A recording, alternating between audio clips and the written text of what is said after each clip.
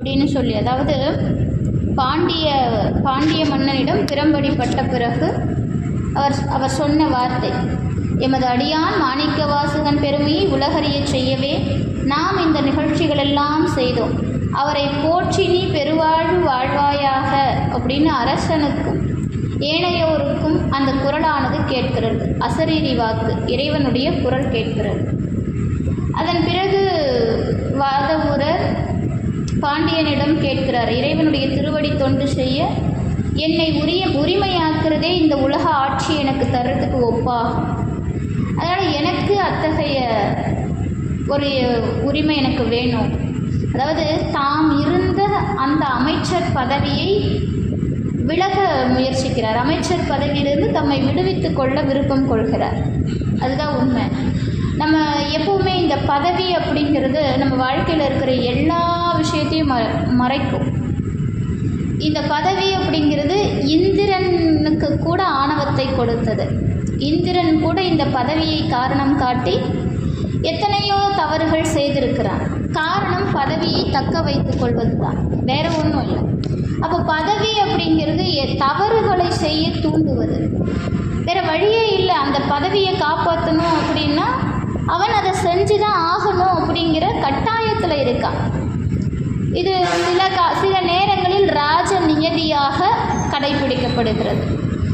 தம்முடைய ராஜ்யத்திற்கு ஒரு பாதுகாப்பின் பயனாக பாதுகாப்பு விளைவாக கூட அவங்க தவறு செய்ய நேரிடும். அதனால் எந்த ஒரு பதவி மோகமும் தனக்குள்ளே இருக்கக்கூடாது அப்படின்னு தான் நம்முடைய சைவ அமைச்சர்கள் 2 பேர், நான் முன்னமே சொல்லியிருக்கிறேன், பெரிய புராணம் வகுப்பிலே சொல்லியிருக்கிறேன். சைவத்தில் மாபெரும் அமைச்சர்கள், ஒன்று சேக்கிழார், மற்றொருவர் மாணிக்கவாசகர். இவங்க 2 பேருமே தாம் இருந்த பதவியை துச்சமாக தூக்கி எறிஞ்சவங்க. அந்த பதவியே வேண்டாம், இறைவன் திருவடி ஒன்றே போதும் அப்படின்னு இந்த சைவத்திற்கு பெரும் தொண்டு செய்தவர்கள். அமைச்சர் பதவியில் இருந்து கொண்டு, அது எவ்வளவு பெரிய பதவி, அதை விட்டு விலக முடியுமா நம்மளால்? ஒருவனுக்கு ஒரு சிறு பதவி வந்துட்டாலே தலைகணம் அவங்களுக்கு அதிகமாகிடுது. இப்போ உலகத்தில் இந்த பதவி மோகத்தில் தான் இன்றைக்கி நிறைய பேர் வாழ்ந்துக்கிட்டே இருக்கிறோம்.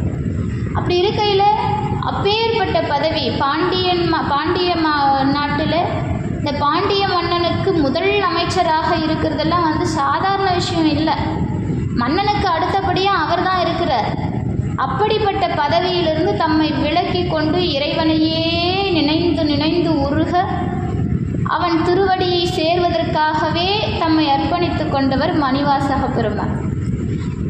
இப்போது அங்கே பாண்டிய நாட்டிலிருந்து மீண்டும் வருகிறார். வாதவூரடிகள் தம்முடைய குருநாதர் இருந்த இடத்துக்கு, அங்கே அந்த வாதவூரடிகள் அடியார் கூட்டத்தோடு மறுபடியும் வர்றார். அங்கே வந்து அந்த அடியார் கூட்டத்தோடு இருந்து மகிழ்ச்சியாக பெருமான் அவருக்கு என்னெல்லாம் உபதேசிக்கிறாரோ அதையெல்லாம் கவனித்து தம்மை இறைவன்பால் தம்முடைய மனதையும் தம்முடைய சித்தத்தையும் செயல்படுத்த ஆரம்பித்தார். இப்போது சுவாமி எப்படி வந்தார்னா குருவாக வந்தார். நான் முதல் வகுப்பில் சொல்லியிருக்கிறேன், எல்லாருக்கும் மனிதர் குருவாக அமைவார். அந்த குருநாதரை நாம் சிவமாக பார்ப்போம். ஆனால் மணிவாசகர் ஒருவருக்குத்தான் சிவபெருமானே குருவாக வந்தார். இதை மணிவாசக பெருமான் தம்முடைய திருவாசகத்தில் பல இடங்களில் சொல்கிறார். கீர்த்தி திருவகவல் அந்த அகவல் முழுக்க நீங்கள் பாடினீங்க அப்படின்னா சுவாமி எப்படி வந்து தம்மை ஆட்கொண்டார், தமக்கு என்னெல்லாம் அருள் செய்தார் அப்படிங்கிறதெல்லாம் முழுசாக பாடியிருப்பார். அப்படி இந்த இடத்துலையும் சிவபெருமான் வந்தது என்ன நோக்கம் அப்படின்னா, அமைச்சராக இருந்த வாதவூரடிகளுக்கு அவருடைய பிறவி வினை முழுதும் நீங்க பெற்றது. குரு தரிசனம் பெற்றாலே வினை நீங்கும். அவருக்கு என்ன பெருசாக வினை இருந்துட போகுது, இருந்தாலும் இருக்கும்ல, அது அவரே பாடுறாரே, வினை எல்லாருக்கும் இருக்கே. அப்போ அவருடைய வினை நீங்குமாறு வந்து உபதேசித்த எம்பெருமான் மீண்டும் கைலாயத்திற்கு புறப்படும் நேரம் வந்தது. அங்கே இருக்கக்கூடிய அடியார்கள் சீடர்களை எல்லாம் பார்த்து கைலாயம் செல்லணும், ஆயத்தமாகறதுக்கு ரெடி பண்ணிட்டார். இப்போ குருநாதர் சொன்னால் சீடர்களுக்கெல்லாம் ஒரே மகிழ்ச்சி. குருநாதரோடு கைலாயம் செல்ல போகிறோம், முக்தி அடைய போகிறோம். இங்கே பலருக்கு முக்தி என்றால் என்ன அப்படின்னா, இறப்பினால் வருவது முக்தி என்ற தவறான கண்ணோட்டத்தை நாம் மனசில் வச்சுக்கிட்டு இருக்கிறோம். அதிலிருந்து முதல்ல நாம் வெளியே வரணும். முக்தி என்றால் என்ன அப்படின்னா, இறப்பே இல்லாத நிலைதான் முக்தி. அது நல்லா தெரிஞ்சுக்கோங்க. இறப்பு என்பது இருந்தால் பிறப்பு ஒன்று இருக்கும். இறந்தால் பிறக்க வேண்டும், பிறந்தால் இறக்க வேண்டும். பிறப்பும் இறப்பும் இல்லாத நிலை முக்தி. அப்போ முக்தி என்பது நமக்கு சாத்தியமா, இந்த காலகட்டத்தில் சாத்தியமா அப்படின்னா இருக்கத்தானே செய்யுது. இறைவன் திருவடியை இறைவன் திருவருளை எண்ணி எண்ணி கசிந்து உருகி நமக்கு அவன் எப்படியெல்லாம் அருள் செய்கிறான் அப்படிங்கிறத நினச்சி அவனை வழிபாடு செய்கிறவங்களுக்கு முக்தி நிச்சயம். வழிபாடு கூட தேவையில்லை. இன்னும் சொல்லப்போனால் வழிபாடு கூட தேவையே இல்லை. வழிபாடு கூட தேவையில்லை. நம் ஜீவனே சிவலிங்கம் திருமூலர் சொல்கிறார். அப்போது இறைவனை நாம் எந்த அளவுக்கு நினைந்து உருகுகிறோம் அப்படிங்கிறது தான் சிவாய நம சிவாய நமக்கு முக்கியம். இப்போது வந்து எம்பெருமான் என்ன பண்ணுறார், கைலாயத்துக்கு போகணும் அப்படின்னு சீடர்களுக்கு உணர்த்தியாச்சு. சீடர்களும் ரொம்ப சந்தோஷமாக இருக்காங்க. இப்போது அடியார்கள் எல்லாம் குருநாதரை பிரியறதுக்கு மனசு இல்லை இல்லையா? எப்பவுமே ஒரு விஷயம் தெரிஞ்சுக்கோங்க, இந்த உலகத்திலேயே குருநாதருடைய பிரிவு மாதிரி ஒரு சோகம் இருக்கவே இருக்காது. குருநாதரை நேசிக்கக்கூடியவர்கள் குருநாதரை பார்த்து விட்டு நாம் திரும்புகிறோன்னு வச்சுக்கோங்க, இதை குருவை சந்திக்கிற எல்லாருக்கும் இந்த வருத்தம் மனசில் இருக்கும். குரு போன பாதையெல்லாம் போய்கிட்டே இருப்போம். அவர் பின்னாடியே நம்முடைய கால்கள் போகும். நம்மளை அறியாமல் நமக்கு நிறைய வேலைகள் இருக்கும், நமக்கு நிறைய விஷயங்கள் நம்ம வாழ்க்கையில் நிறைய இருக்குது பார்க்குறதுக்கு. ஆனால் எப்போ குருவை பார்க்குறோமோ அவர் பின்னாடியே போய்கிட்டு இருப்போம் நம்மளை அறியாமல். ஏன் அப்படின்னா அந்த நேரத்தில் அவர் சாதாரண மனிதராக நம்முடைய பார்வைக்கு இல்லை. இறைவனே குரு வடிவில் நமக்கு வந்து அருள் செய்கிறான். காந்தம் இரும்பை ஈர்ப்பது போல குருநாதர் சீடனை ஈர்த்து கொள்வார். எப்படி காந்தம் பக்கத்தில் இரும்பு போச்சுன்னா அப்படி உடனே பிடிச்சி இழுத்துறதோ அது போலத்தான் குருவை பார்க்காத வரைக்கும் நமக்கு நம்முடைய வாழ்க்கையில் பெருசாக எந்த மாற்றமும் நிகழ்ந்துட போகிறதில்லை. ஆனால் எப்போது நம் வாழ்க்கையில் குருநாதரை பார்க்கிறோமோ அப்போதே நம்முடைய வாழ்க்கை இறைவனுடைய சிந்தனையை தவிர வேறு எதுவும் இருக்காது. எது நடந்தாலும் அவன் திருவருள், என்ன நடந்தாலும் அவன் திருவருள், அப்படி தான் நம்ம மனசு போகும். அப்படி அங்கே இருக்கக்கூடிய அடியார்கள்லாம் குருநாதர் பிரிய மனசு இல்லை. அதை பார்த்த உடனே குருநாதர் என்ன பண்ணுறாரு, அங்கே குருந்த மரத்தடியில், ஏன்னா குருந்த மரத்தடியில் தான் அவர் உபதேசம் செஞ்சுக்கிட்டு இருக்கிறாரு. அந்த குருந்த மரத்தடி நிழலில் ஒரு தெய்வ பீடம் அமைச்சு அவருடைய திருவடிகளை எழுப்பி வழிபாடு செய்து வருவீர்களானால் ஒரு நாள் இக்கோயில் திருக்குளத்தில் தீப்பிழம்பு ஒன்று தோன்றும், அதில் அனைவரும் மூழ்கி எம்மை அடையலாம் அப்படின்னு சொல்லிட்டு தம்மை பின்தொடர்ந்த அடியார்களை நிற்க அப்படின்னு கட்டளையிட்டு கைலாயத்துக்கு போயிட்டார். இப்போ வாதவூர் அடிகள் மட்டும் அவரை பின்தொடர்ந்து போய்கிட்டே இருக்கிறார். அவரை பார்த்த குருநாதர் சொல்கிறார், நீ எம்மை பின்தொடர்ந்து வருதல் வேண்டாம். உத்தரகோச மங்கை என்னும் திருப்பதிக்கு சென்று அங்கு 80 சித்திகளையும் பெற்று திருக்கழுக்குன்றம் முதலான தலங்களை தரிசித்து பின்னர் தில்லையை அடைவாயாக அப்படின்னு சொல்லி மாணிக்க வாசகர் சொல்கிறாரு. உடனே மாணிக்க வாசகரும் அப்படியே திருப்பெருந்துறை குருந்த மரத்திலிருந்து திருப்பெருந்துறைக்கு போயிடும். இப்போ குருந்த மரத்தின் கீழே ஒரு தெய்வ பீடம் அமைச்சு அதில் குருநாதருடைய திருவடிகளை எழுந்தருளச் செய்து அடியார்கள் வழிபாடு செஞ்சுக்கிட்டு வராங்க. இப்போது மாணிக்க வாசகர் என்ன பண்ணுறார் அப்படின்னா, குருநாதருடைய அந்த உபதேசம், இறைவனுடைய அந்த அருள், இதெல்லாம் தெளிச்சு வாழ்கிற நாட்களில் நமச்சிவாய வாழ்க அப்படிங்கிற சிவபுராணம் பாடல் அற்புத பத்து, அதிசய பத்து, குழைத்த பத்து, சென்னி பத்து, ஆசை பத்து, வாழா பத்து, அடைக்கல பத்து, செத்திலா பத்து, புணர்ச்சி பத்து, அருட்பத்து, திருவார்த்தை, எண்ணப்பதிகம், திருவெண்பா, திருப்பள்ளி எழுச்சி, திருவேசரவு, ஆனந்தமாலை, உயிருண்ண பத்தி, பிரார்த்தனை பத்து, திருப்பாண்டி பதிகம், பண்டாய நான்மறை. இப்படி பதிகங்களை திருவாய் மலர்ந்தொழி அந்த அடியார் கூட்டத்தில் பல நாள் திருப்பெருந்துறையில் பாடி நிறைய பாடுறார் அவர். இன்னும் சொல்லப்போனால் மணிவாசகர் அதிகம் திருத்தலம் போகலை. நல்லா தெரிஞ்சுக்கோங்க, நம்முடைய மூவர் பெருமக்கள் எண்ணற்ற திருத்தலங்கள் போனாங்க. இந்த தமிழகத்தில் அவங்க போகாத திருத்தலம் இல்லைங்கிற அளவுக்கு, அந்த அளவுக்கு திருத்தலங்கள், எல்லா திருத்தலங்களுக்கும் மூவர் பெருமக்கள் போனாங்க. மணிவாசகர் பெரும்பாலும் அதிக திருக்கோவில்கள் வரல, தல யாத்திரை போகலை. ஒரு குறிப்பிட்ட சில திருத்தலங்கள் தான் மணிவாசக பெருமான் தல யாத்திரையாக போயிருந்தார். சுவாமி எதையெல்லாம் குறிப்பிட்டு சொன்னாரோ அந்த தலத்திற்கு தான் அவர் சென்றிருந்தார். ஏனைய பதிகங்கள்லாம் ஒரு இடத்துல அமர்ந்து ஏதோ ஒரு திருத்தலத்தை நினைத்து பாடிய பாடல்கள்லாம் உண்டு, நிறைய அந்த மாதிரி பாடியிருக்காங்க. அப்படி மணிவாசக பெருமான் தல யாத்திரையெல்லாம் போய்கிட்டு இந்த பதிகங்கள் எல்லாம் பாடிக்கிட்டு அடியார் கூட்டத்தில் இருக்கிற சந்தோஷம், அது ஒரு பெரிய சந்தோஷம். இப்போ ஒரு நாள் என்ன ஆச்சுன்னா, குருநாதர் சொன்ன மாதிரியே அந்த குளத்தில் தீப்பிழம்பு உருவாகுது. அடியார்கள் எல்லாரும், அடியார்கள் நான் இங்கே சொல்கிறது அங்கே இருந்த சீடர்கள். இந்த சீடர்கள்னு சொல்லும்போது ஒரு விஷயம் உங்களுக்கு நான் சொல்கிறேன். மணிவாசக பெருமானை ஆட்கொள்வதற்காக சிவபெருமான் குருநாதராக வந்தார். எம்பெருமான் குருநாதராக வரும்போது கைலாயத்தில் இருக்கக்கூடிய சிவகணங்களை எல்லாம் அடியாராக, சீடர்களாக கூட்டிகிட்டு வந்தாராம். அடியார் திருக்கூட்டமாக கைலாயத்தில் இருக்கிற சிவகணங்கள் எல்லாம் அழைச்சிட்டு வந்தார்.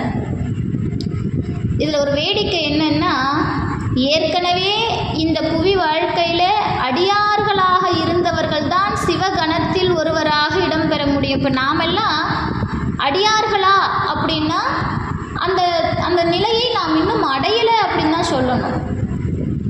ஏன் சேக்கிழார் இதற்கு அழகாக பதில் சொல்லியிருக்கிறார். நின்றாலும் நடந்தாலும் கிடந்தாலும் வென்றாலும் துயன்றாலும் விழித்தாலும் இமைத்தாலும் குன்றாத உணர்வுடையவர்கள் தான் அடியார்கள். இப்போ நாமெல்லாம் அப்படி இருக்கிறோம்னா கிடையாது. நமக்கு அந்த அளவுக்கு அடியாராக மாறுகின்ற நிலை இன்னும் மனசில் வரலை.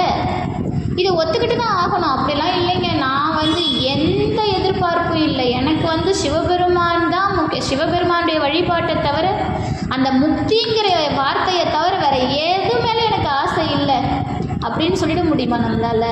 கண்டிப்பாக முடியாது.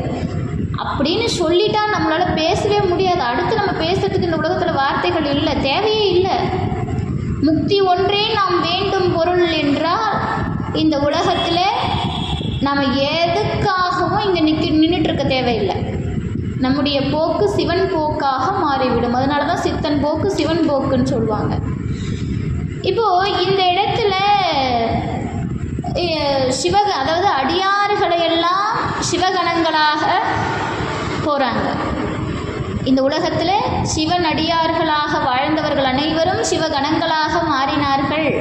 இப்போ ஒருவேளை நம்மளும் அடியார் திருக்கூட்டத்தில் நின்று அந்த அடியாருக்கு தொண்டு செஞ்சு, ஆண்டவனுக்கு தொண்டு செய்கிறீங்களோ இல்லையோ அடியார்களுக்கு தொண்டு செய்யுங்க. அடியார்களுக்கு ஒருவேளை உணவு கொடுங்க. கண்டிப்பாக சிவகணத்தில் எங்கேயோ ஒரு மூலையில் இருக்கிற வாய்ப்பு இந்த பிறவியில் இல்லைனாலும் எப்பயாவது கிடைக்க வாய்ப்பு இருக்குது. அப்படி அடியார் கூட்டத்திலிருந்து சிவகணங்களாக மாறினவங்க அந்த சிவகணங்களையே மீண்டும் அடியார்களாக கூட்டிக் கொண்டு வந்தாராம் நம்பெருமான் மணிவாசகருக்காக.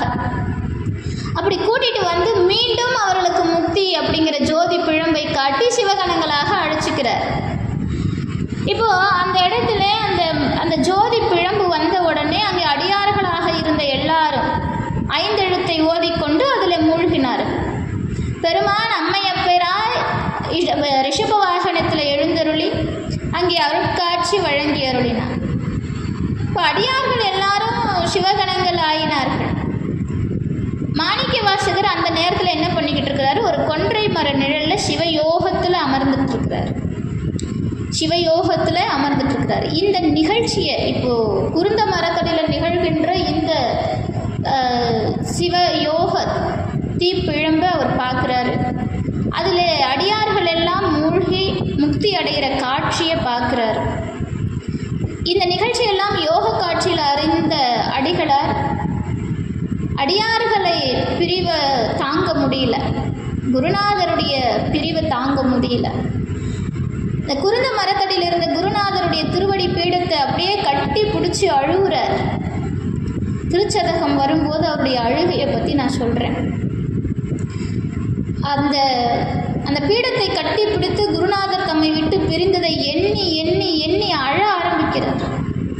அவர் என்னெல்லாம் சொல்லி அழுகிறார் அப்படிங்கிறது தான் இந்த திருவாசகம். அவர் என்னெல்லாம் சொல்கிறார், தன் மீது என்னெல்லாம் தவறு இருக்கு, சுவாமி எவ்வளோ கருணையாளன், அவ்வளவு கருணை காட்டியும் என் மீது கொண்ட என் வினை, நான் செய்த பாவம், என்னுடைய ஆசை, இதெல்லாம் என்னை உங்ககிட்ட வராமல் தடுத்துருச்சே அப்படின்னு அழுது அழுது அழுது புலம்பிய தமிழ் திருவாசகம். அழுகை தமிழ் அப்படின்னு பேர் திருவாசகத்துக்கு, அழுகை தமிழ். இப்படி அழ ஆரம்பிக்கிறாரு. அதுக்கப்புறம் குருநாதர் அவருக்கு ஒரு கட்டளை கொடுத்துருந்தார். என்னென்னா, உத்திரகோஷ மங்கைக்கு போய் அங்கே பதிகங்கள் இறைவனை பாடணும். இப்போ உத்திரகோஷ மங்கைக்கு போகிறார். அங்கே தான் நீத்தல் விண்ணப்பம் பாடுறார். நீத்தல் விண்ணப்பம் பாடி உத்திரகோஷ மங்கையை அடைந்து வழிபாடு செய்கிறார். இன்னும் சொல்லப்போனால் மணிவாசகருடைய முந்தைய வினை பிறவி இந்த உத்திரகோஷ மங்கையில் தான் இருந்தது அப்படின்னு செய்திகள் உண்டு. என்னென்னா, அது நமக்கு ராவணனுடைய காலத்திலிருந்து ஆரம்பிக்குது. இப்போது நம்முடைய சமய குறவர்களில் 2 பேர் இந்த ராவணன் வாழ்ந்த காலத்திலிருந்தே அந்த கதையை சொல்லப்பட்டிருக்குது. ஒன்று அப்பர் வாகீசர் அப்படின்னு தம்முடைய முந்தை வினை. நான் பெரிய புராணத்தில் அந்த வகுப்பு வரும்போது சொல்கிறேன், இருந்தாலும் உங்களுக்கு இங்கே சொல்லிடுறேன். ராவணனுடைய அழுகை சத்தம், அந்த சத்தத்தை தாங்க முடியாமல் வாகீச முனிவர் ராவணனுக்கு சொல்கிற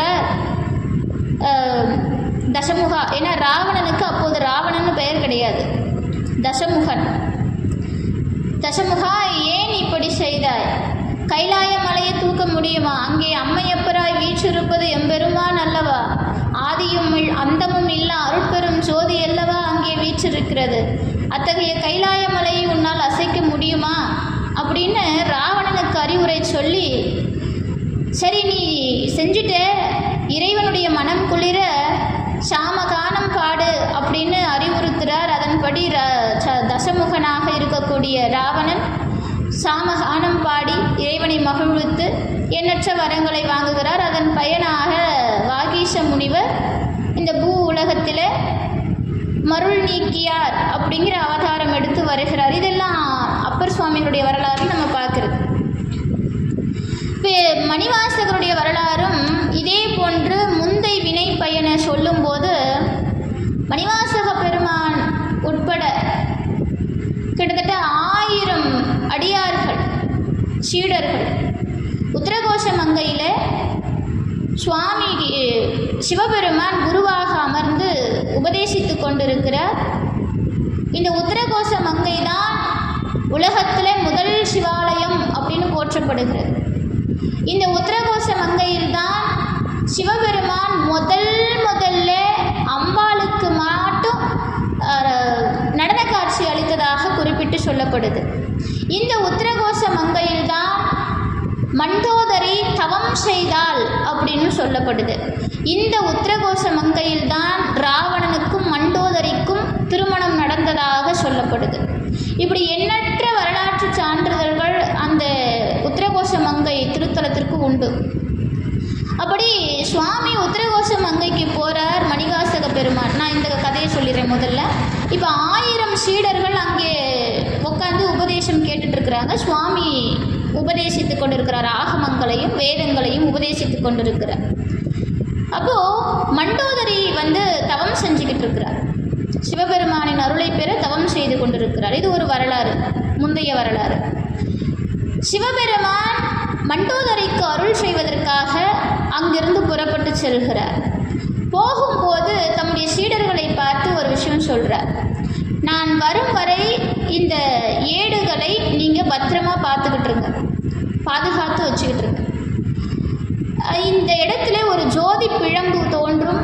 அந்த ஜோதி பிழம்பு தோன்றினால் நீங்கள் அனைவரும் அதில் இணைந்து நீங்கள் என்னை சேரலாம் அப்படின்னு சொல்லிட்டு போகிறார்.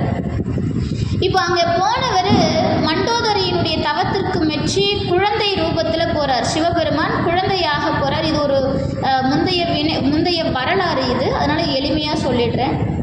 குழந்தை ரூபத்தில் மண்டோதரி கிட்ட போகிறார்.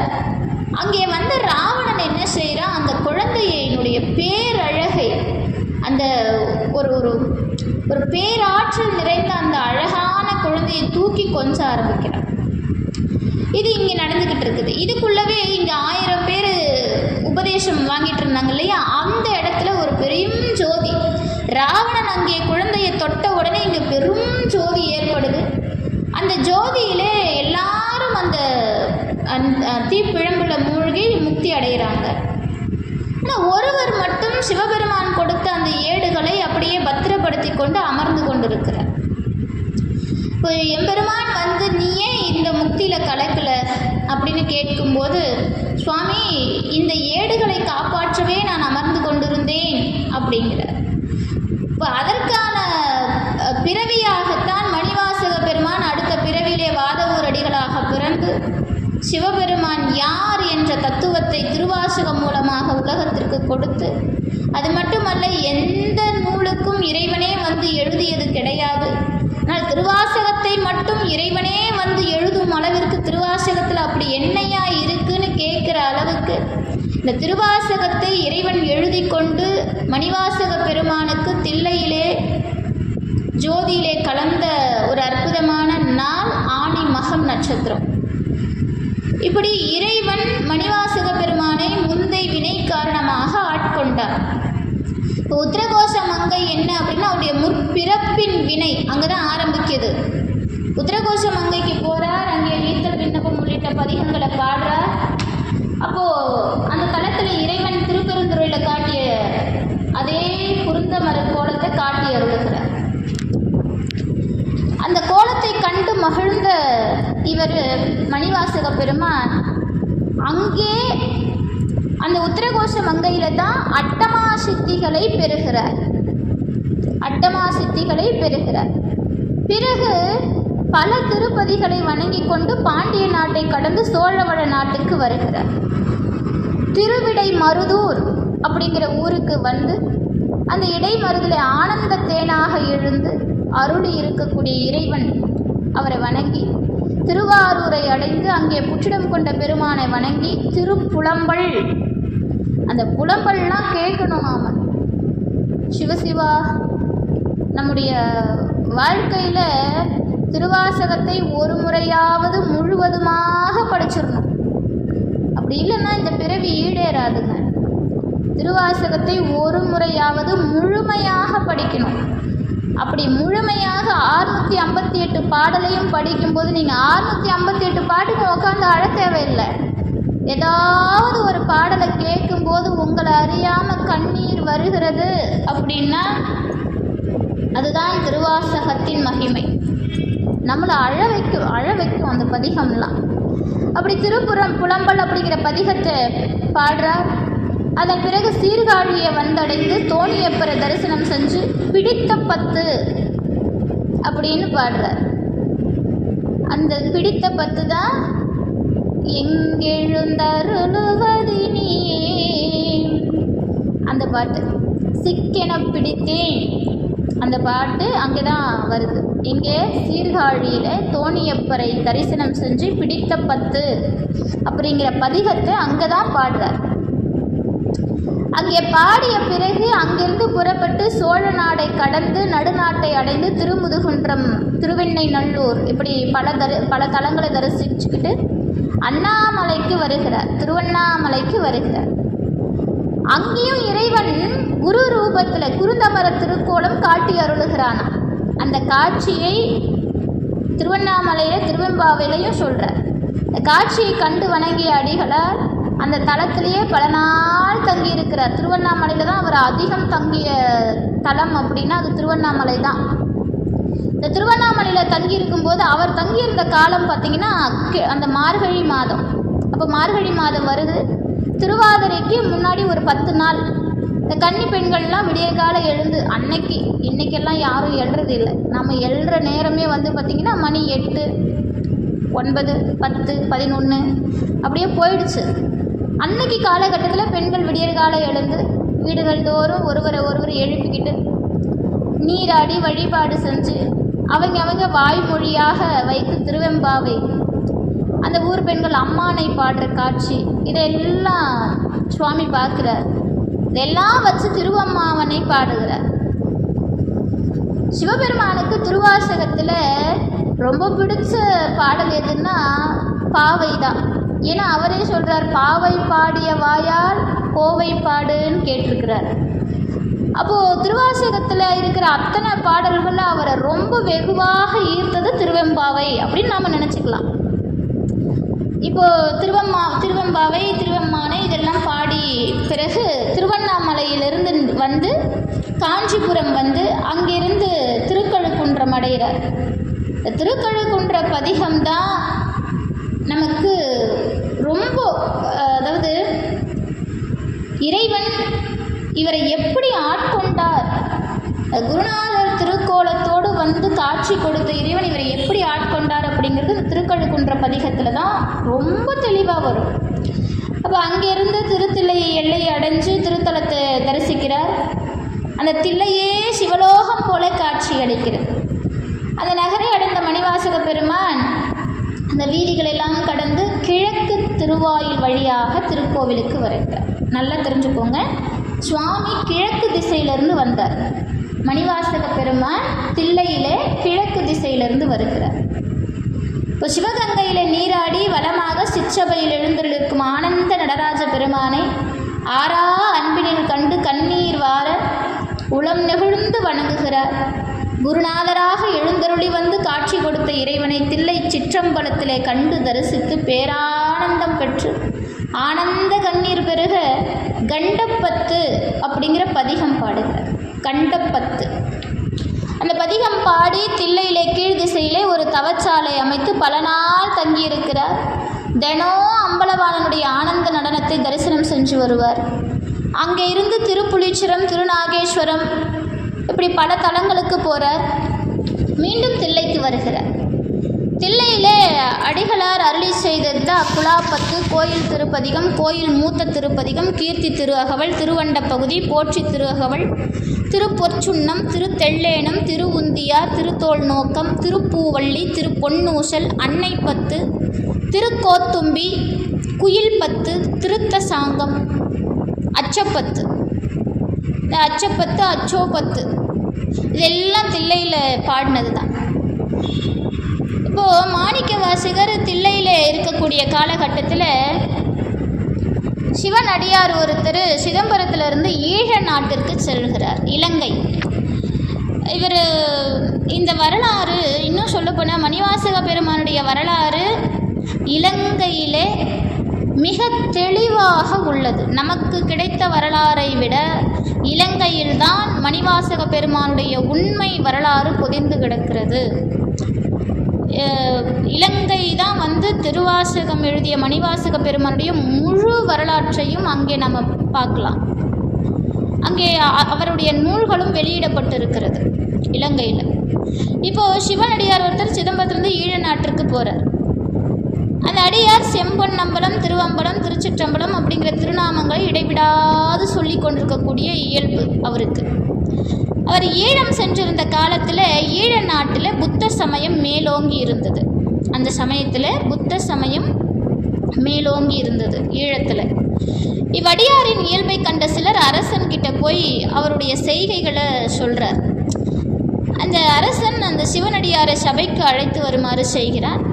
அரசவைக்கு வந்த அடியார் செம்பொன்னம்பலம், திருவம்பலம், திருச்சிற்றம்பலம் அப்படின்னு சொல்லிக்கொண்டே தன் இருக்கையில் அமர்கிறார். அரசன் வியந்து இதன் பொருள் என்ன அப்படின்னு கேட்கிறார். அந்த அடியார் அதன் சிறப்புகளை எடுத்துரைத்து, தீயவரும் உள்ளன்போடு இப்பெயரை ஒரு முறை கூறினால் 21,600 தடவை திருவைந்தெழுத்தை கூறியதனால் உண்டாகும் பயனை இது தரும் அப்படின்னு சொல்கிறார். அந்த சொன்ன உடனே தில்லை பெருமானுடைய சிறப்பை எடுத்துரைக்கிறார். அங்கிருந்த புத்த மத ஆசாரியர்கள் சிவனடியாருக்கு சொல்கிறத கேட்டு கோபம். திரிபிடகம் அருளிய எங்கள் புத்தனை தவிர வேறு எந்த தெய்வமும் உண்டோ? புத்தனை தவிர வேறு எதுவும் தெய்வம் கிடையாது. இன்னும் சொல்ல போனால் புத்தன் யார்? சாதாரண மனுஷன். இந்த புத்தன் எப்படி இறைவனாக மாறினார், அவருடைய இறைத்தன்மை என்ன, இதெல்லாம் நம்ம படித்தோன்னா அது நம்ம தேவையில்லாத விமர்சனத்தை நாம் முன்வைக்க வேண்டியதாக இருக்கும். ஆனால் நாம் அந்த கேட்டகரிக்கு போக தேவையில்லைன்னு நினைக்கிறேன்.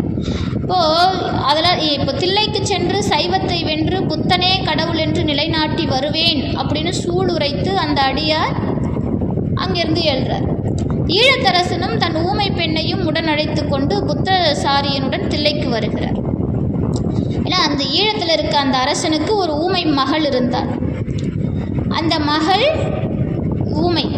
இப்போது ஒரு புத்தசாரியுடன் தில்லைக்கு வருகிறார் ஈழத்தரசன். அந்த புத்தசாரி ஈழ அரசனுடைய மகள். அதே பிறகு இந்த அடியார் எல்லாரும் மறுபடியும் தில்லைக்கு வராங்க. தில்லையை அடைஞ்ச உடனே அந்த புத்த குரு அரசன் முதலானோர் திருக்கோவிலை அடைஞ்சு அந்த கோவில் மண்டபத்தில் உட்கார்றாங்க. இந்த கோவில் காப்பாளர் அவர்களை அணுகி புறச்சமயத்தார் இங்கு தங்கக்கூடாது அப்படின்னு சொல்கிறார். அதை கேட்ட புத்தகுரு, யாம் உங்கள் சமயத்தை வென்று எங்கள் சமயத்தை நிலைநாட்டுவோம் அப்படிங்கிறாங்க. சைவத்தை வென்று புத்த சமயத்தை நிலைநாட்ட வந்துள்ளோம் அப்படின்னு சொல்லி அறைக்கூவல் விடுக்கிறான். அந்த சூளுரையை கேட்டவுடனே தில்லைவாழ் அந்தணர்களுக்கும் இந்த செய்தி எட்டியது. அவர்கள் சோழ மன்னனுக்கு இந்த நிகழ்ச்சியை உடனே தெரிவிக்கிறாங்க. அன்னைக்கு இரவு தில்லைவாழ் அந்தணர்கள் அனைவரும் புத்த மத குருவை எப்படி வெல்றது அப்படின்னு கவலையில் இருக்காங்க. தில்லை சிற்றம்பலவனை வணங்கி நீதான் இறைவா காப்பாற்றணும் அப்படின்னு அவங்கள வணங்கி தூங்குறாங்க. நடராஜ பெருமான் அவருடைய கனவிலே எழுந்தருளி தில்லையின் கீழ்பால் சிவயோகத்தில் அமர்ந்து தவம் இயற்றி வரும் நம் அடியவனாகிய மாணிக்க வாசகனை அழைத்து வந்து இந்த புத்த குருவோடு வாதிடச் செய்க அப்படின்னு அவங்க கனவுல போய் சொல்கிறார். அவன் அவர்களை வெல்வான் கவலர்க்க அப்படின்னு சொல்லிட்டு மறைஞ்சிடுறார் சுவாமி. நம்ம சாமி எப்பவுமே கனவுல போகிற சாமி. நான் பெரிய புராணத்தில் நிறைய இடத்துல அதை சொல்லியிருக்கிறேன். மறுநாள் தாம் கண்ட கனவை ஒவ்வொருவரும் ஒருவருக்கொருவர் சொல்லிக்கொண்டு இறைவன் திருவருளை வியந்து அரசன் கிட்ட தெரிவிக்கிறாங்க. மாணிக்கவாசகர் எழுந்தருளி உள்ள தவச்சாலையை அடைந்து மாணிக்கவாசகரிடம், அடிகளே, நம் சைவ சமயத்தை அழித்து புத்த மதத்தை நிலைநாட்டும் எண்ணத்துடன் ஈழ நாட்டு மன்னனும் புத்த மத குருவும் வந்துள்ளனர். தாங்கள் வந்தவர்களை வாதில் வென்று நம் சமயத்தை நிலைநிறுத்தல் வேண்டும் அப்படின்னு அழைக்கிறார். தாங்கள் அனைவரும் கண்ட ஒரே மாதிரியான கனவையும் அரசனது விருப்பத்தையும் தெரிவித்தார்கள். இப்போ மாணிக்க வாசகர் அதற்கு சம்மதித்து தில்லை 3000 திருக்கோயில் போகிறார். ஆனந்தமா கூத்தனை வணங்கி அவன் அருள் பெற்று புத்த மத குரு இருந்த மண்டபத்துக்கு வரார். தீயவர்களை காண்பது தீயது என்று எண்ணி அவர்களுக்கு எதிரே ஒரு திரையிடச் செய்து தான் மறுபக்கத்திலே அமர்ந்தார்.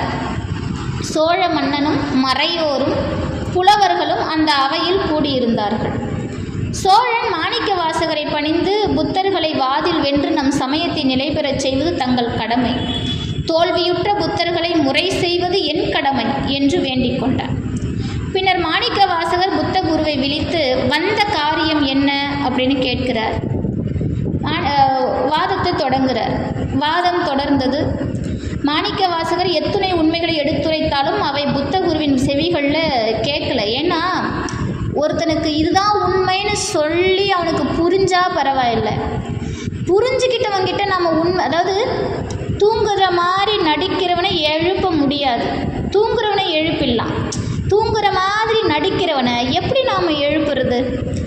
அதனால் இந்த புத்த குருவுக்கு விஷயம் தெரியும், எது உண்மை எது பொய்ன்னு மணிவாசகர் சொல்ல சொல்ல அது உண்மையாகவே இருந்தாலும் ஏற்றுக்கொள்ளக்கூடிய மனநிலைமை அவங்களுக்கு இல்லை.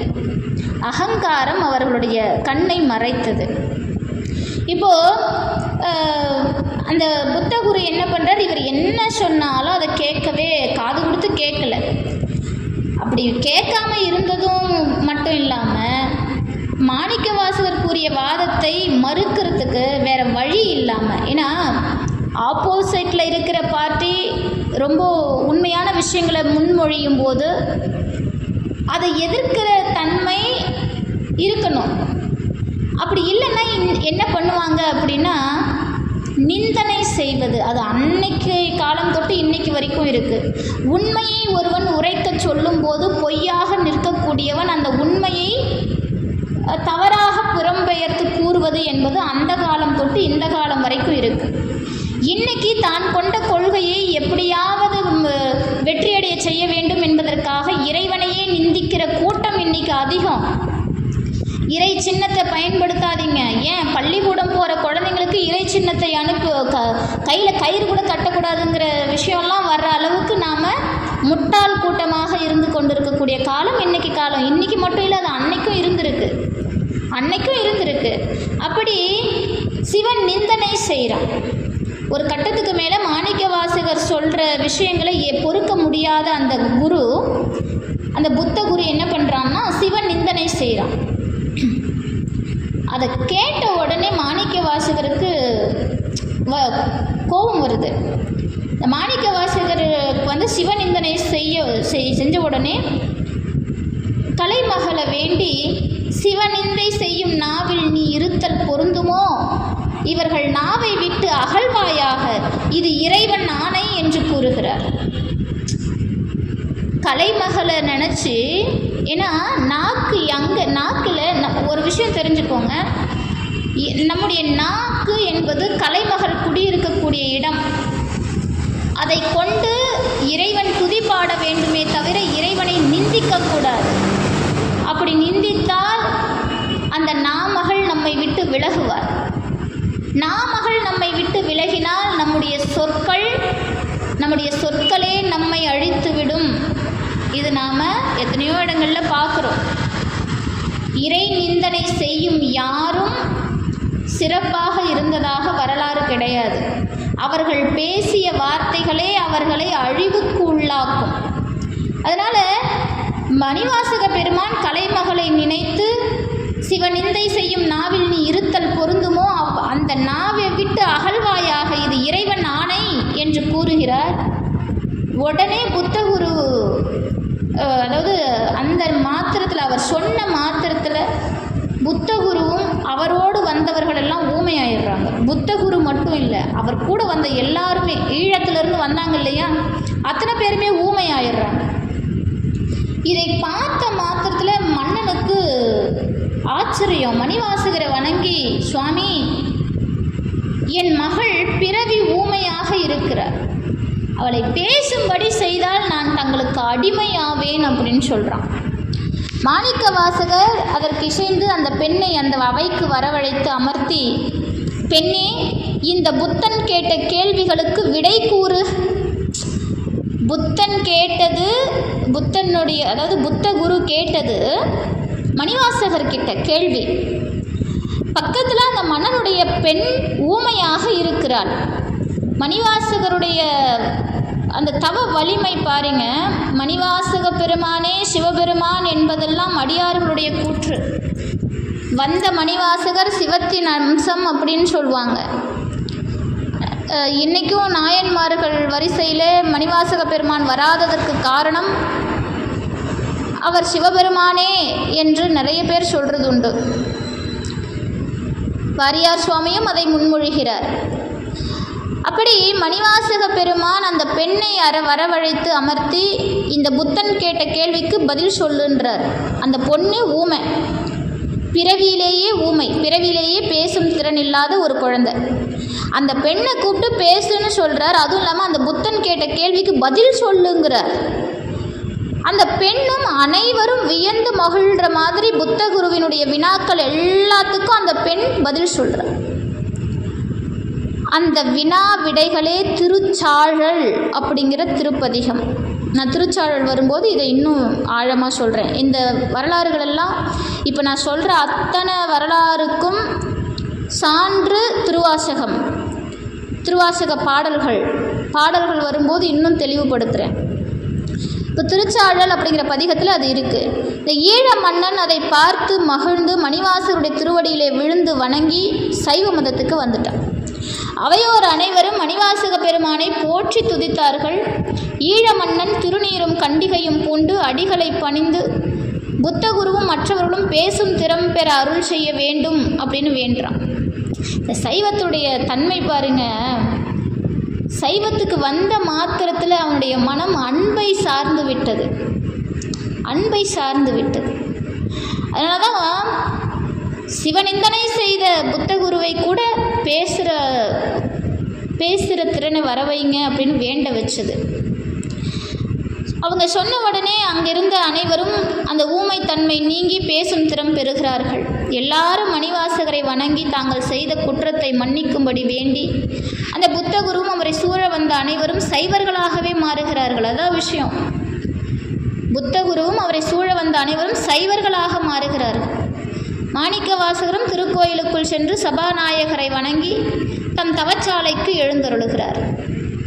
இப்படி தவச்சாலையில் தங்கியிருந்த காலத்தில் மாணிக்க வாசகர் திருப்படையாட்சி, திருப்படை எழுச்சி, அச்சோப்பதிகம், யாத்திரை 10 இப்படி பல பதிகங்களை பாடுகிறார். இந்த சமயத்தில் தான் இறைவன் சிதம்பரத்துக்கு வருகிறார். மணிவாசக பெருமான் இந்த பூ உலகில் அவதாரம் செய்த நோக்கம் நிறைவு பகுதிக்கு வந்தது. அவர் என்னெல்லாம் செய்யணுமோ அதையெல்லாம் செய்தாகிவிட்டது. அவருக்கு வயது 32 அடைந்தது. சுவாமி வந்தார். இவருடைய வினை பயன் தீர்ந்தது. இவர் எதற்காக வந்தாரோ அதெல்லாம் நடந்தது. இவர் என்னெல்லாம் பாடணும்னு நினைச்சாரோ அத்தனையும் புலம்பி பாடிட்டார். ஒன்று தெரியுமா உங்களுக்கு, திருவாசகத்தில் சிவபுராணம் அப்படி அடுக்க வருது இல்லை? இப்போ நம்ம பார்க்கலாம். திருவாசகத்தில் முதல்ல எடுத்த உடனே சிவபுராணம் வருது. பிறகு நமக்கு ஒவ்வொரு பாடலாக அப்படியே பிரித்து கீர்த்தி திரு அகவல், நமக்கு கீர்த்தி திரு அகவல் முடிஞ்ச உடனே அப்படியே ஒவ்வொரு விஷயமாக வரும். நமக்கு திரு அண்டப்பகுதி, போற்றி திரு அகவல், இப்படி ஒவ்வொரு பாடல்களாக ஒவ்வொரு பதிகங்களாக வரிசையாக வரும். ஆனால் மணிவாசக பெருமான் அப்படி பாடியிருப்பாரா அப்படின்னா இல்லை.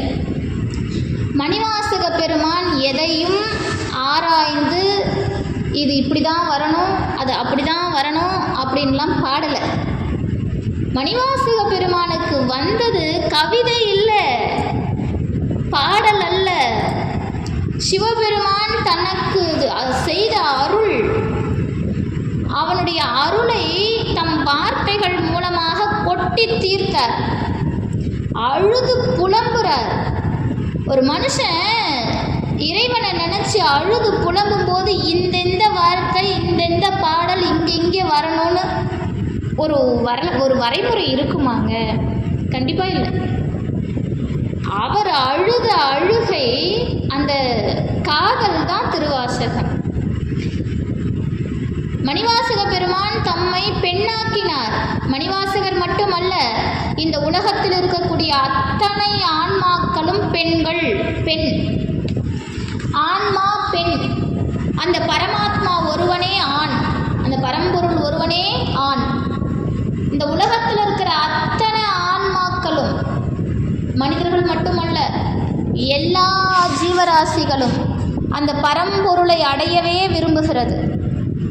எல்லா ஜீவராசிகளும் அவனையே காதலிக்கிறது. அவன் ஒருவனே காதலன். இந்த உலகத்தில் இருக்கிற அத்தனை ஆன்மாக்களும் காதலி. ஒரு பெண் தன்னுடைய தலைவனை பிரிந்து எப்படி அழுது துடிப்பாலோ அந்த துடிப்பு திருவாசகம்.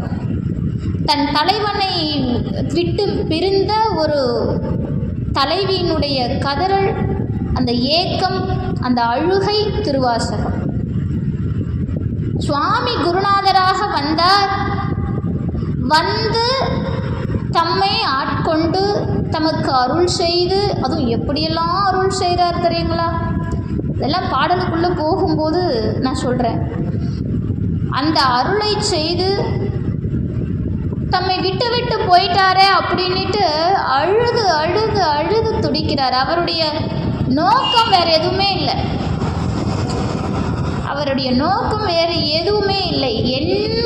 என்கிட்ட வந்து என்னை விட்டு போயிட்டியே, என்னை ஆட்கொண்டு என்னை விட்டு போயிட்டியே, இதுதான் அழுகை. இது மணிவாசகருக்கு மட்டும்தான் வருமா அப்படின்னா நமக்கும் வருங்க. ஆனால் நாம் அதை பார்க்குறதில்ல. இப்போ உதாரணத்துக்கு சொல்கிறேன், நாம் எங்கெங்கேயோ எப்படியோ இருந்தவங்க தானே. ஒரு குறிப்பிட்ட காலத்துக்கு முன்னாடி சிவபெருமானை நாம் நினச்சிருப்போமா? இல்லையே. நாம் எங்கெங்கேயோ இருந்திருக்கலாம், என்னென்ன சிந்தனைகளும் நமக்குள்ளே இருந்திருக்கலாம், எத்தனையோ தெய்வ வழிபாடு, எத்தனையோ தெய்வத்தை நாம் பிடிச்சிருக்கலாம். ஆனால் ஒரு கட்டத்துக்கு மேலே சிவபெருமானுடைய நினப்பு நமக்கு வருது. இது எல்லா ஆன்மாவுக்கும் வராது. சிவபெருமானுடைய நினப்பு எல்லா ஆன்மாவுக்கும் வராது. எந்த ஆன்மா பக்குவப்படுகிறதோ அந்த ஆன்மாவுக்கு மட்டுமே சிவத்தின் எண்ணம் கிடைக்கும். சிவபெருமானை நினைக்க தோணும். அவன் அருளாலே அவன் தாள் வணங்கி எந்த ஆன்மா பக்குவப்படுகிறதோ அந்த ஆன்மாவிற்கு சிவபெருமானின் அருள் கிட்டும். அவனை நினைக்கிறதுக்கே அவன் அருள் வேணும். அப்படிப்பட்ட இறைவன் நமக்கு இப்போ நம்ம எங்கெங்கேயோ இருந்து வந்து அவனை நினைக்க ஆரம்பிச்சிட்டோம். அவனை நினைக்கிறதுக்கு அவன் தான் அருள் செஞ்சான். அவன் என்ன பண்ணுறான், அப்படி வலை வீசி பிடிக்கிறான் நம்மளை. அப்படி வலை வீசி பிடிச்சிட்டு அவன் யாருங்கிற அந்த அருளை நமக்கு காட்டுறான். நாம் என்ன பண்ணுறோம், அவன் அருளில் மயங்கி அவனை காதலிக்க ஆரம்பிச்சுடுறோம். எம்பெருமானே, பெருமானே, ஐயா, அப்பா, அரசே அப்படின்னு அவனை அப்படி தூக்கி கொஞ்சும் போது அவன் நம்மளை விட்டு போயிடுறான். அவனை நினைக்காத வரைக்கும் நமக்கு ஒன்றும் இல்லை. அவனை நினச்சி உருக வைக்கிறான். அப்படி நம்ம மனசு உருகும் போது அவன் வந்த காரியம் முடிஞ்சிச்சுன்னு கிளம்பிடுறான். அதுக்கப்புறம் நாம் என்ன பண்ணுறோம், அவனை தேடி தேடி தேடி அலையிறோம். இதுதான் சிவன், இதுதான் சிவம், இதுதான் சைவம். சிவபெருமான வழிபாடு செய்கிறவங்களுக்கு அந்த அன்பு, அந்த சந்தோஷம், அந்த சிவத்தை கண்டால் வருகின்ற அந்த மகிழ்ச்சி, அந்த பேரானந்தம் வேறு எதுலேயுமே இருக்காது. வேறு எதுலேயுமே இருக்காது. அந்த நிலை மணிவாசகருக்கு வந்தது. ஆனால் மணிவாசகர் அந்த நிலையை உணர்ந்து கொண்டவர். அந்த நிலையை உணர்ந்து கொண்டவர். இந்த ஆன்மா பெண், அந்த பரம்பொருள் ஆண், அந்த பரம்பொருள் யார் என்பதை உணர்ந்து கொண்டவர். நாம் அவர் வந்து ஆட்கொள்கிறார். நமக்கும் அவன் மீது காதல் பிறக்கிறது. காதல் பிறந்த மாத்திரத்தில் அவனை விட்டுடுறோம். அவன் நம்மளை விட்டு போன உடனே நாமளும் அவனை விட்டுடுறோம். ஆனால் மணிவாசகர் விடலை, தொடர்ந்து அழுகுறார். விட்டுட்டு போயிட்டியே, உனக்கு தகுமா? என்கிட்ட என்ன குறைய கண்ட? மணிவாசகருடைய பாடல்களில் அழுவார். ஒரு கட்டத்தில் அழுவார், ஒரு கட்டத்தில் கோபம் வந்துடும் அவருக்கு. சரிப்பா, நான் பண்ணது தப்பாக கூட இருக்கட்டும், என் வினையாக கூட இருக்கட்டும், நான் பாவம் செஞ்சவனாக கூட இருக்கட்டும், ஆனால் எனக்கு அருள் செய்தால் உன்னை யாராவது கண்டிக்க முடியுமா? இப்போது என்னுடைய பிழை இதுதான்னு வச்சுக்கோ. இந்த பிழையை நீ நல்லதாக மாற்ற முடியாதா? இப்போ நான் பிழை செய்தவனாக இருந்தாலும் கூட நீ எனக்கு அருள் செஞ்சிட்டேன்னா உனக்கு கட்டளை இடுறதுக்கு உனக்கு மேலே ஒருத்தன் இருக்கானா என்ன? யாரும் கிடையாது. மணிவாசகர் சிவபெருமானுக்கு அட்வைஸ் கொடுக்குறாருங்க. இதெல்லாம் மணிவாசகருடைய தன்மை, மணிவாசகருடைய தன்மை. தேனினை சொரிந்து புறம் புறம் திரிந்த செல்வமே சிவபெருமானே, யான் உனை தொடர்ந்து சிக்கென பிடித்தேன், எங்கெழுந்தருளுவது இனியே. சிவபெருமானை அப்படி சிக்கன பிடிக்கணுமா? அப்படி நிறைய விஷயம் திருவாசகத்தில் நமக்கு மணிவாசக பெருமான் சொல்லியிருக்கிறார். இப்படி நம்முடைய ஆன்மா அந்த பரம்பொருளோடு ஒன்றணும். நமக்காக வந்த அந்த எம்பெருமான் அவன் யார் என்பதை நமக்கு உணர்த்திட்டு போயிட்டான். உணர்ந்த இந்த ஆத்மா அவனை தேடி அலைய வேண்டும். அதை உணர்த்துவது திருவாசகம். அதை உணர்த்துவது திருவாசகம். நாம் தேடி அலையிறோமா? இல்லையே. நாம் எதையோ தேடி அலைஞ்சிக்கிட்டு இருக்கிறோமே. நாம் எதுக்கோ ஆசைப்பட்டுக்கிட்டு இருக்கிறோமே. அவனுக்காக ஆசைப்படலை, ஆனால் நம்ம மேலே அவன் ஆசைப்படுறான். நமக்காக அவன் இறங்கி இறங்கி இறங்கி வரான். எவ்வளவு இறங்க முடியுமோ அவ்வளோ இறங்கி வரான். நான் நம்மளால தான் அவனை நினைக்க முடியல, அவன் யாருன்னு புரிஞ்சுக்க முடியல, அவன் கிட்ட நெருங்க முடியல. ஏன்? பாசமாம் பற்றறுத்து அறுக்க முடியல, நம்முடைய பந்த வினைகளை அறுக்க முடியல, வினை பயன் தடுக்குது, பசு பதி பாசம் முடியல. அப்போது இறைவன் நம்முடைய மாயைகள் நீங்கிற வரைக்கும் நமக்காக காத்துக்கிட்டு இருப்பான். ஆனால் நம்முடைய மாயைகளை நீக்கும் பொருட்டு நாமும் முயற்சி செய்யணும். அந்த முயற்சி இந்த திருவாசகத்தில் நிறைவு அடையும். அந்த உத்தரவாதம் நான் திருவாசகத்துக்கு கொடுத்துருவேன். நான் மட்டும் இல்லை, எல்லா அடியார்களும் அதை சொல்லிடுவாங்க. நம் முன்பு இருக்கக்கூடிய மாயை என்னும் திரை விலகுவதற்கு திருவாசகமே சிறந்த வழி. இப்போ நம்மெல்லாம் பார்க்கலாம், கேட்கலாம் திருவாசகத்தில். அதாவது மாயை எப்படிங்க அகற்றுவது? எல்லா விஷயத்துலேயும் மாயை இருக்கே. மாயைங்கிற ஒன்று தானே நம்மளை வாழவே வச்சுக்கிட்டு இருக்குது. நம்மளை வாழ்விக்கிறதும் வீழ்த்துறதும் மாயை தானே. அதிலிருந்து வெளியே வர முடியலையே. கண்டிப்பாக வெளியே வரலாம் திருவாசகத்தின் மூலமாக. அப்பேற்பட்ட திருவாசகத்தை தான் மணிவாசகர் பாட சிவபெருமான் எழுதி கொண்டார். இப்படி சிதம்பரத்தில் மணிவாசகர் இருக்கிற காலத்தில் ஒரு நாள் அந்தணர் பெருமானாக சுவாமி அவர்கிட்ட வர, இந்த பாண்டிய நாட்டை சேர்ந்தவர் அப்படின்றார். வந்த உடனே, ஏன்னா இவர் எங்கேருந்து வரார்? பாண்டிய நாட்டில் தான் சோழ நாட்டுக்கு வரார். பாண்டிய நாடுன்னு சொன்ன உடனே மணிவாசகருக்கு கொஞ்சம் ஒரே சந்தோஷம். என்னதான் இருந்தாலும் நம்ம வாழ்ந்த நாட்டிலேருந்து வந்திருக்கிறார். மணிவாசகருக்காக சிவபெருமான் வந்தார். வந்து மணிவாசகர் பல தலங்களில், இப்போ நீ நிறைய கோவில்களில் பாடி இருக்கிற, அதெல்லாம் நான் கேட்டேன். ஆமாம் தானே? இவர் என்னெல்லாம் பாடினாரோ அதெல்லாம் அவர் கேட்டுட்டு தானே உட்காந்துட்டு இருந்தார். அதெல்லாம் நான் கேட்டேன். நீ அதெல்லாம் திரும்ப பாடினா நான் எழுதிக்கிறேன் அப்படிங்கிறார். உடனே மணிவாசகர், அதுக்கு என்ன சாமி, பாடிட்டா போச்சு, உக்காருங்க அப்படின்னு சொல்லி இவர் உட்காந்து பாட, வந்த அந்தணர் சிவபெருமான் அருகில் இருத்தி இவர் பாடிய திருவாசக பாடல்கள் எல்லாத்தையும் அவர் தம் திருக்கரத்தால் எழுதி முடித்து, அந்த பாடலெல்லாம் எழுதி முடிச்சுட்டு இன்னொரு விஷயம் கேட்குறார். பாவை பாடிய தங்கள் திருவாயால் ஒரு கோவை பாடுக. திருவாசகம் முழுசாக பாடிட்டு அவர் கேட்டு எழுதிக்கிட்டார். சிவபெருமான் எழுதிக்கிட்டார். எழுதி முடிச்சுட்டு அவருக்கு ஒரு ஆசை. இப்போது நமக்கு ஒரு உயர்ந்த பொருளை போய் ஒரு இடத்துல வாங்குகிறோம். அந்த உயர்ந்த பொருள் வாங்கின உடனே அந்த பொருளுக்கு இனாமாக ஏதாவது வந்துச்சுன்னா அது இன்னும் கூடுதல் சந்தோஷம் இல்லை? கூடுதல் சந்தோஷம். ஒரு வைர மாலை வாங்குகிறோம். இந்த வைர மாலைக்கு உங்களுக்கு ஒரு தங்க மோதிரம் இலவசம் அப்படின்னு சொன்னால் அது இன்னும் எவ்வளோ பெரிய சந்தோஷம்.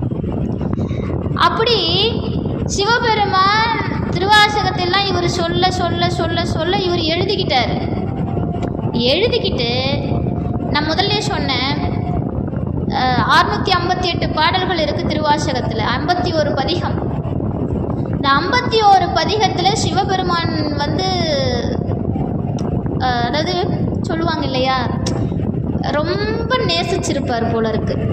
இந்த பாவையை ரொம்ப நேசிச்சிருப்பார் போல இருக்கு. அதில் பாவை பாடிய வாயால் கோவை பாடுங்கிறார். அவருடைய வேண்டுகோளுக்கு இணங்க மணிவாசக பெருமான் இறைவனுடைய திருவடியை போற்றி அங்கே திருக்கோவையார் அப்படிங்கிற நூலை எழுதுகிறார். அந்தணர் பெருமான் அந்த நூலையும் தம் திருக்கரத்தால் எழுதி எடுத்துக்கிறார். பிறகு அந்தணர் வடிவில் வந்த சிவபெருமான் மறைகிறார். அதை கண்ட மாணிக்க வாசகர், இப்படி தன்னை ஆட்கொண்டவர் சிவபெருமானே அப்படிங்கிறத தெரிஞ்சுக்கிட்டு கண்ணீர் பெருக்கி திருவருளை எண்ணி எண்ணி வியக்கிறார். வந்தது யார்? சிவபெருமான். இப்போது இங்கே திருவாதவூரர் திருவாசகத்தையும் திருக்கோவையும் தம் கையால் எழுதியது இறைவன். எழுதிக்கிட்டால் மட்டும் போதுமா? அந்த நூலை உலகறிய செய்யணும்ல. அப்போ நூலின் முடிவில் மாணிக்க வாசகர் சொற்படி திருச்சிற்றம்பலமுடையான் கையெழுத்து அப்படின்னு கையெழுத்து போடுறாரு. இந்த தில்லை சிற்றம்பலத்தில் பஞ்சாக்கர படியில் வச்சுடுறார். காலையில் வழக்கம் போல் கோவிலில் சுவாமியை பூஜை செய்யறதுக்கு அந்தணர்கள் வராங்க. இந்த பஞ்சாக்கர படியில் நூல் இருக்கிறத பார்த்து அந்த நூலை எடுத்து, ஆஹா, இது ஆண்டவனால் நமக்கு தரப்பட்ட பிரசாதம், என்ன இருக்குது அப்படின்னு அதை பத்திரமா அப்படி பயபக்தியோடு பார்த்து படிக்கிறாங்க. அந்த ஏடுகளின் முடிவில் மாணிக்க வாசகர் சொற்படி திருச்சிற்றம்பலமுடையான் கையெழுத்து அப்படின்னு இருக்கிறத பார்த்து அப்படி உடல் சிலிர்த்து இறைவன் திருவருளை பெறுவதற்குரிய நூல்களில் இது தலையானது அப்படின்னு புகழ்ந்து இந்த நூலை பாடிய மாணிக்க வாசகரை சென்று கண்டு வணங்குகிறார். திருவாயூர்படியில் இந்த நூல் இறைவனால் வைக்கப்பட்டிருந்த நிகழ்ச்சியை அவர்கிட்ட சொல்கிறாங்க. வாதவூரர் அதை கேட்டு சுவாமியுடைய கருணையை எண்ணி எண்ணி எண்ணி வியக்கிறார். முடிவில் அந்தணர் அனைவரும் இந்த நூலுக்கு பொருள் தாங்கள் தான் சொல்லணும் அப்படின்னு கேட்குறாங்க. மாணிக்க வாசகர் இதன் பொருளை தில்லை சிற்றம்பலத்தில் வந்து தெரிவிக்கிறேன் அப்படின்னு சொல்லி அவங்களோட அந்த சிற்சபைக்கு போகிறார். அங்கே வந்து இந்த நூற்பொருள் இந்த சபையில் எழுந்தருளி உள்ள ஆனந்தமாக்கூத்த பெருமானே ஆவான் அப்படின்னு காட்டி அந்த சபையில் எல்லோரும் பார்க்குற மாதிரி அங்கே எழுந்த அந்த ஜோதியிலே மறைந்து அருளினார். இந்த அற்புதத்தை நிகழ்ச்சியை கண்ணார பார்க்குறாங்க, வியந்து பார்த்துக்கிட்டு இருக்கும்போதே அந்த ஜோதியில் மறைகிறார் மணிவாசக பெருமான். கூத்தப்பெருமான் மணிவாசகருக்கு தம் திருவடிகளிலேயே இரண்டர கலக்கும் பேரின்ப பேச்சை தந்து அவரை ஆட்கொண்டு அருளினார்.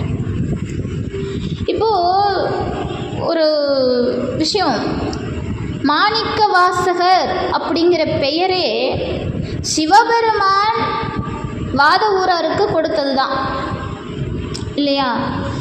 வாதவூரர் அப்படிங்கிறது தான் அவருடைய திருப்பெயர். அவர் பாடிய பாடல்கள் மாணிக்கம் போல இருந்தது காரணத்தினால சிவபெருமான் மாணிக்க வாசகன் அப்படின்ற பெயர் கொடுக்கிறார். மாணிக்க வாசகன் என்னும் நாமம் சிவபெருமானுக்கும் வாதவூரருக்கும் மட்டுமே தெரிந்த நாமம். குருநாதருக்கும் வாதவூரருக்கும், ஏன்னா குருநாதராக வந்தவர் சிவபெருமான் தான், இவங்க ரெண்டு பேருக்கு தான் இந்த நாமம் தெரியும். அப்போது ஆரம்பத்தில் இருந்து குருந்த மரத்தடியில் தான் மாணிக்க வாசகர் அப்படின்னு பெயர் சூட்டுறார் வந்த சிவபெருமான். இங்கே தில்லையில் நடராஜ பெருமானுடைய சபையில் அந்தணர்கள் எல்லாம் ஓடி வந்து சொல்கிறாங்க, மாணிக்க வாசகர் சொற்படி திருச்சிற்றம்பலமுடையான் கையெழுத்து அப்படின்னு இதில் கையெழுத்து போட்டிருக்கு. அது மட்டுமல்ல, அசரீரியாக எங்களுக்கு இந்த வாக்கும் கிடைத்திருக்கு அப்படின்னு சொல்லும்போது மாணிக்க வாசகருக்கு எப்படி இருந்திருக்கும்? அப்போது படிப்படியாக அப்படியே முன்னாடி போங்க. குருந்த மரத்தடியில் வந்த இறைவன் யார்? அந்த குருநாதர் யார்னா சிவபெருமான். இதான் விஷயம். வந்தது சிவபெருமான். இதற்கு ஆதாரம் மாணிக்க வாசகன் என்ற நாமம் சிவபெருமான் வாதவூரருக்கு கொடுத்தது. அந்த வார்த்தை தில்லை சிற்றம்பலத்தில் வெளிப்பட்டது, மாணிக்க வாசகன். அப்போ ஆரம்பம் முதல் இறுதி வரை தம்மை ஆட்கொண்டது இறைவன், குருநாதராக வந்தது சாக்ஷாத் சிவபெருமானே அப்படிங்கிற கருத்து இங்கே ஊர்ஜிதமானது. மணிவாசகருக்கு அதை கேட்கும்போது எப்படி இருந்திருக்கும், அவருடைய நிலைப்பாடு எப்படி இருந்திருக்கும்? அது வரைக்கும் தன்னை விட்டுட்டு போயிட்டேன்னு அழுது அழுது அழுது துடித்த எம்பெருமானுக்கு நம் பெருமான் எப்படி அருள் செய்திருக்கிறார் அப்படிங்கிற அந்த ஆனந்தம் எப்படி இருந்திருக்கும் இல்லையா? இது நம்ம பல விஷயங்களில் மாணிக்க வாசகரை பார்க்கணும். இப்போ மாணிக்க வாசகருடைய காலம் இதெல்லாம் நம்ம ஆராய்ச்சி பண்ணுறதுக்கு இல்லை. அவர் இங்கே வாழ்ந்தாரா, அங்கே வாழ்ந்தாரா, இத்தனை நூற்றாண்டுக்கு முன்பு வாங்கினாரா, இதெல்லாம் நமக்கு தேவையில்லாத விஷயம். அவர் கொடுத்ததையே நம்மளால் முழுசாக புரிஞ்சிக்க முடியல. அவர் காலத்துக்கு போய் ஆராய்ச்சி பண்ணி நாம் என்ன பண்ண போகிறோம் இல்லையா? அவர் 3ஆம் நூற்றாண்டில் வாழ்ந்தா என்ன, 8ஆம் நூற்றாண்டில் வாழ்ந்தா என்ன? அவர் கொடுத்த திருவாசகத்தை நாம் வாங்கிக்கிட்டோமா? அதை வாங்கிக்கிட்டு நாம் அவரை ஆராய்ச்சி பண்ணலாம். அதனால் அவருடைய காலம் எப்படி என்ன இதெல்லாம் நமக்கு தேவையில்லை. மாணிக்கவாசகர் கொடுத்த திருவாசகத்தை நாம் முழுமையாக உணர்வதற்கு இந்த வகுப்பு இறைவன் திருவருளால் கூட்டியிருக்கக்கூடிய ஒரு அற்புதமான வகுப்பு. இதை பயன்படுத்தி கொண்டு திருவாசகத்தின் சிறப்புகளையும் இறைவனின் பெருமையையும் மணிவாசக பெருமானின் திருவருளையும் நாம் உணர்ந்துக்கிட்டோம். மணிவாசகர் யார், சிவபெருமான் யார், திருவாசகம் என்ன சொல்லுது, இப்படிங்கிறத நம்ம படிப்படியாக பார்க்க போகிறோம் இந்த வகுப்பில். சிவபுராணம் தான் நமக்கு திருவாசகத்தில் முதல் பதிகம் இந்த சிவபுராணம். மொத்தம் 95 வரிகள். திருவாசகம் முழுக்க நமக்கு தெரியலன்னாலும் பரவாயில்லை. ஆனால் திருவாசகத்தில் வரக்கூடிய முதல் பதிகமான சிவபுராணம், இந்த சிவபுராணம் நமக்கு நிச்சயமாக எல்லாருக்கும் தெரிஞ்சிருக்கணும், எல்லாரும் பாடணும். ஏன் சொல்கிறேன் அப்படின்னா, ஒட்டுமொத்த திருவாசகத்தின் சாராம்சம் சிவபுராணம். அப்படி மொத்தமாக ஒட்டுமொத்த திருவாசகத்தையும் அப்படி ஜூஸ் போட்டு கொடுத்த மாதிரி ஒரு விஷயம் இருக்குன்னா அது சிவபுராணம் தான். இந்த சிவபுராணம் பார்த்திங்கன்னா மாணிக்கவாசகரும் சிவபெருமானும் இப்போ எதிரில் உட்காந்துக்கிட்டு இருக்கிறாங்க. சிவபெருமான் உட்காந்துட்டு இருக்கிறாரு, எதிரில் மாணிக்கவாசகர் உட்காந்துட்டு இருக்கிறாரு. மாணிக்கவாசகர் சிவபெருமான் கிட்ட பேசிக்கிட்டு இருக்கிறார். இறைவனோடு பேசப்பட்ட பதிகம் சிவபுராணம். இறைவனை வழிபாடு செய்கிறது அப்படிங்கிறது நாம் நினச்சிக்கிறோம், இந்த கற்பூரம் காட்டுறது, விளக்கேற்றுறது, மாலை போடுறது, வஸ்திரம் போடுறது, அழகாக அலங்காரம் செய்கிறது, இதெல்லாம் வழிபாடுன்னு நினச்சிக்கிட்டு இருக்கிறோம். இல்லைங்க, இறைவனோடு பேசுவது வழிபாடு. அர்ச்சனை பாட்டே ஆகும். சுந்தரருக்கு சிவபெருமான் கொடுத்தது அர்ச்சனை பாட்டே ஆகும். இறைவனோடு பேசுங்க, அதுதான் இறை வழிபாடு. அப்படி இறைவனோடு பேசக்கூடிய பதிகம் சிவபுராணம். இந்த சிவபுராணத்தை நாம் அடுத்த வகுப்பில் விளக்கமாக பார்க்கலாம்.